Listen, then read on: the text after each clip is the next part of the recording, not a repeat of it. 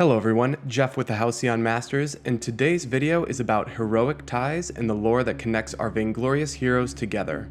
The Halcyon Fold is a mythical land in perpetual battle. Characters travel from faraway cities and are tied to forgotten pasts. As we come back to the Fold, we have our heroes fighting for their own belief, causes, and desires. But how do they know one another, and what's their connection? In this video, that's exactly what we're going to find out, and to begin, let's start with Arden. Arden is a tech soldier, and father to two mage-born children, being Celeste and Vox. Their mother, also mage-born, is Julia, who happens to be sisters with the antagonist of our story, the Storm Queen.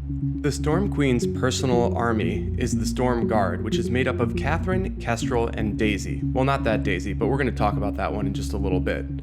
Catherine and Kestrel have a long history because they both were children growing up in the Storm Guard and were trained together, Catherine being a little older than Kestrel, and Kestrel being fiercely loyal to Catherine. But Catherine holds a secret away from both the Storm Queen and Kestrel. This secret is that she's childhood friends with Julia, who happens to be the mother of both Celeste and Vox and husband to Arden. And she asks her one last request, and that is to kill her because as a mage-born herself, she's never more powerful than at the time of her death, which ends up securing the safety of both children and her husband. Returning to Kestrel, on the night that Julia is murdered, Kestrel's waiting in the tree for Catherine's whistle, listening to a goat scream, and she fires an arrow into the goat, creating Corpus, the April Fool's Day character that may never reach the Halcyon Fold. Now let's return to Daisy, and quite a tragic story this is, because she runs into the undead Viking known as Cruel. In this fight, Daisy's neck is broken and her body thrown into a Halcyon well. Conscripted by the Storm Queen, Daisy is then remastered into a machine known as Alpha, whose sole purpose is to hunt down the remaining Storm Guard, and that's how she ties to Catherine and Kestrel, who both figure out who she is and then flee, leaving her alone. So let's go back to Cruel. And Cruel ties to Kashka, because Kashka finds a scout trap and asks Cruel, who has a shiny sword, what this thing is. Freaked out by the cat girl, Cruel runs away. But before she talked to Cruel, she actually talked to Petal. Like Cruel, also runs away, but that's probably because Kashka tried to give her Munions candy. Good job, Petal. Keep your Munions safe from stranger danger.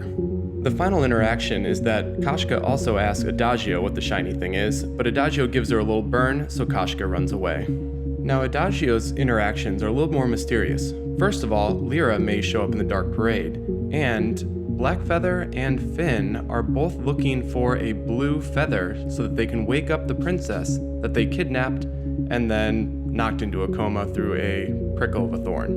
Way to go, guys. Good work. And now a short intermission from our Vainglory lore to talk about three heroes that do not fit in with each other but are still quite important. The first being Jewel, a young kid who decides to steal a heavy battle mech and goes to the Halcyon Fold to have some fun. Speaking of mechs, we also have Sky, who takes a similar mech but takes the armor off to be more mobile. And our last hero being Taka, whose story includes him being brainwashed so that he kills his old master.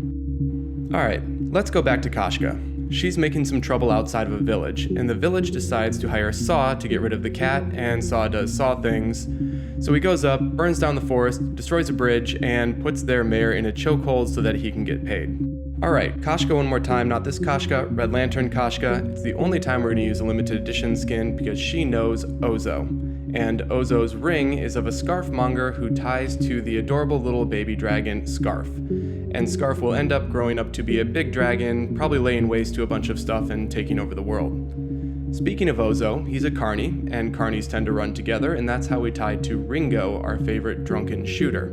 Ringo insults Glaive from across the bar, which Glaive overhears, and Glaive, being a Gringor, comes from the north near Githia and the giant glacier.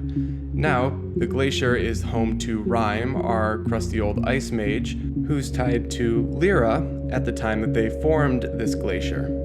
Now, Lyra and Rhyme both have a similar connection, and this is a hero that's coming out in 1.21, and that hero is Samuel. And he learns under both Lyra and Rhyme, and he goes to Rhyme to reach level 10. But guess what, Samuel? I'm level 30. So years later, Samuel returns to Githia with the help of a new hero called Lance. And both Lance and Samuel are then greeted by, again, Lyra. Well, let's go back up north, because this is where we're going to meet Fortress, who's pulling an old druid with his pack mates across the icy tundra. Tracking his pack is Rona, who's following the old druid, and this is where Rona and Fortress meet, because she sees him go through a tree and they both magically appear on the Halcyon Fold. Well, thank you for watching, and if you liked the video, please give it a thumbs up or subscribe, and we'll see you next time on the Halcyon Fold.